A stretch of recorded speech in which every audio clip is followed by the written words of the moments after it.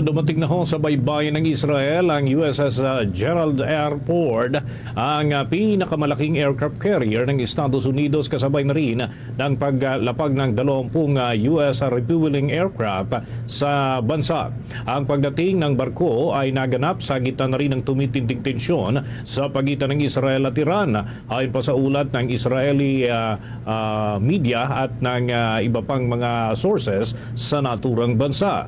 Bagamat wala pang opisyal na pahayag mula naman sa US military hinggil sa isinasagawang mga movement at pati na ang deployment, itinuturing naman ng mga eksperto na sinyalis ito ng mas matindi pang suporta ng Washington dyan sa Israel. Ang presensya ng Gerald R. Ford ay bahagi naman ng malawak na US military build-up sa gitnang silangan na nagdudulot din ng paglikas sa mga Amerikano mula naman sa Iraq at pagpayag ng US Embassy sa Iran o dyan sa Israel na umalis ang mga non-essential personnel.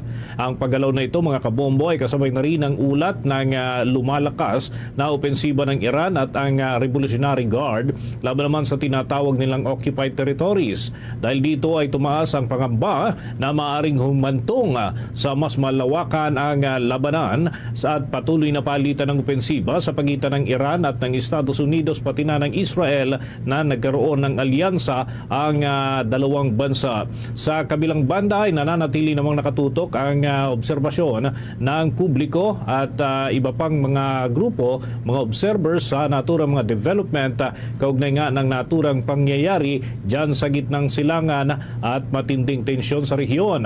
Ang Gerald R. Ford, mga kabombo, ay tinuturing na pinakamoderno na barko na pandigma sa buong daigdig na may mga sumusunod na katangian. Ang displacement po nito, mga kabombo, ay humigit kumulang 100,000 tons ang kanyang kapasidad.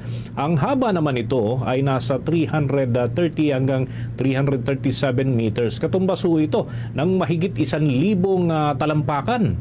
Ang lapad ng naturang flight deck ay nasa 78 meters. Katumbas po ito ng nasa 250 mahigit na talampakan. Habang yung taso ng barko, kung titignan, ay mahigit 76 na metro, o kung susukatin by yung 12 regular na talampakan, mga kabombo, nasa 250 feet ang naturang taas. Ang draft mo nito ay nasa 12 meters o katumbas naman niya ng 39 feet.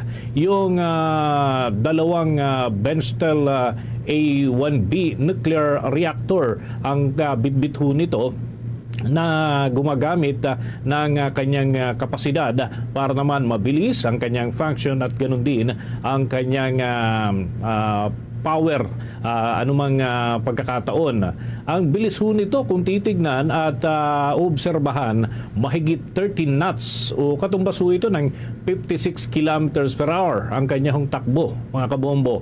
Ang crew capacity naman ay humigit kumulang ho 4,500 katao, kabilang na ang air wing.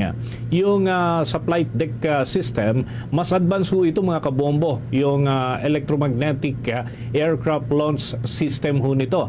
At meron ding advanced arresting gear na pumapalit doon sa lumang steam system na dating ginagamit doon sa iba pang mga aircraft carrier. Yung armaments, pagka ito yung pinag-usapan, mga kabombo, yung defensive weapon, kagaya ho ng yung missile system ho, yung pang short distance at long distance threat ay kayang-kaya ho nito na patamaan. Pero pag pinag-usapan naman ang halaga, mga kabombo, ito ay tinatayang nasa 12.9 billion pesos at yung bawat unit na bahagi po ng programa ay nagkakahalaga ng 37 billion dollars. Ibig sabihin nito, mga kabombo, ay trilyon kung katumbas dito sa Pilipinas na atin hong local currency. Ang barko, mga kabombo, ay kinumisyon noong 2017 pa at nagsilbi ho itong simbolo ng bagong henerasyon ng United States Navy carriers na dinisenyo para naman sa mas mataas na operational efficiency at mas mababa yung maintenance cost, no? Katindi po nito dahil mababa yung kanilang maintenance cost pero lalaki yung pag pinag-usapan yung kapasidad ho ay higit ng doble dun sa iba pang mga existing dati na mga aircraft carrier at mas mahaba ho ang kanyang service life kung obserbahan at pag-aaralan.